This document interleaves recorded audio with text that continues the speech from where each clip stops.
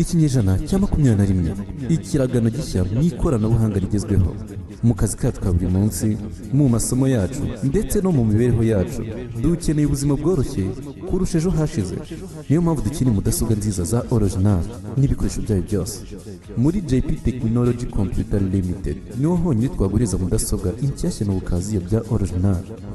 Ibikoresho byayo byose kuva kuri suri, clavier, hard disk, external, flash disk, ibikoresho bya networking, CCTV cameras ndetse n'amascreen meza cyane ya Full HD. Si ibyo gusa kandi tugufitiye abatekinisiye b'inzobere bagukorera ibikoresho byawe bikongera bikaba bishyashya. Ku bindi bisobanuro wadusanga imbere y'isoko rya Nyarugenge mu mujyi wa Kigali, cyangwa ukaduhamagara kuri nimero ziri kuri screen yawe. Wanadusura ku mbuga nkoranyambaga zacu zose ni JP Technology Computer Limited.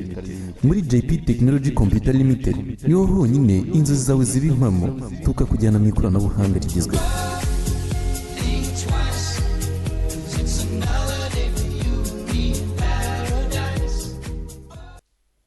Dutangiye episode ya kabiri kuri Love and Sword.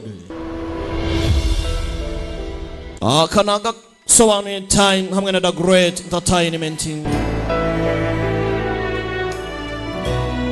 Gira mugenzi wawe nabwire mugenzi wawe ko The Great atangiye gusobanura.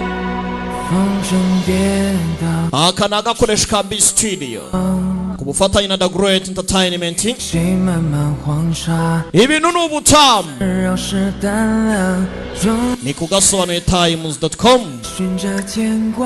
Gace gace bucece nanda y'umujinya. Aka nako karaje kabakome nk'uko izindi zabakomye.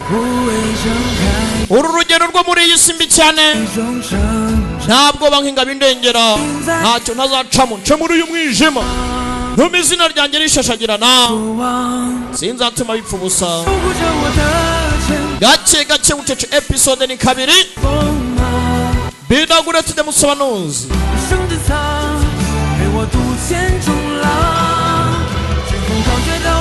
Filmu yikeneye ku gihe, uragana B Studio bayiguhera igihe. Ibi ntari ubutamu. Love and Sword episode ni kabiri. Sheni Changmei sleeping beside Yan Shao. Episode 2 agaragara nabisi ati se ntabwo ujya kumusuhuza. Njye ukanyira umuntu wankati dore nana wakatiye, ntumbaze impamvu yamukatiye, uziko karangiye wangu. Episode ya kabiri nuko igenze. Ntimucikwe na episode ya gatatu biragenda bite.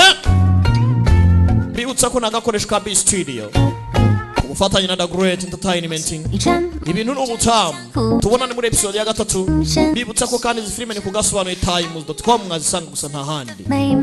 Be The Great。人生只一场，到底乱人是滥情似乱那一